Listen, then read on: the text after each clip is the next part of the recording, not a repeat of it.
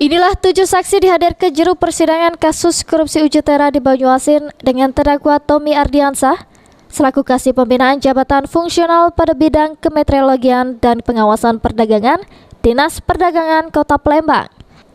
Terdakwa Afgani selaku Kasih Pelayanan Teras Ujitera ulang pada bidang kemeteorologian dan pengawasan perdagangan Dinas Perdagangan Kota Palembang.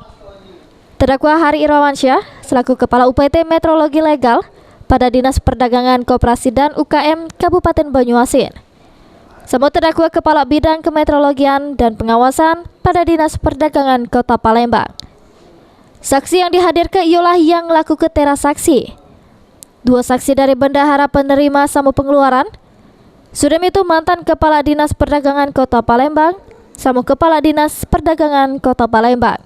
Para saksi dicecar pertanyaan seputar pelaksanaan Ujitera dewe. Sudah itu proses pembayaran Ujitera seperti apa? Juru dakwaan JPU dari kasus ini negara sudah mengalami kerugian sebesar 1,4 miliar rupiah lebih. Dari JPU, cara terdakwa juru pasal pelapis tentang tindak pidana korupsi. Sehabis proses pemeriksaan saksi, persidangan pun dilanjutkan lagi Selasa depan dengan agenda masih pemeriksaan saksi yang lain lagi. Sri Febriandi, PAL TV.